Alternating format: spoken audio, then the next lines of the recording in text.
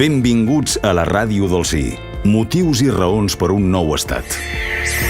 Avui en Pere Granollers ens ha enviat un correu amb la següent pregunta. Què passarà si amb la independència les empreses volen fugir de Catalunya?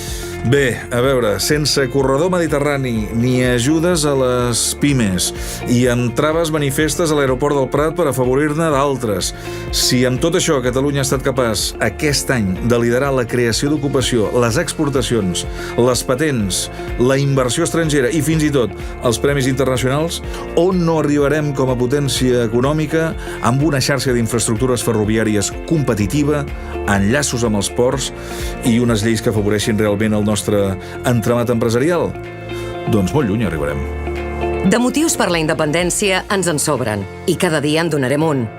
Ajuda'ns a compartir-ho a través de les xarxes socials i si tens dubtes per votar sí, pots enviar un WhatsApp amb la teva pregunta. La Ràdio del Sí. Motius i raons per fer el millor país.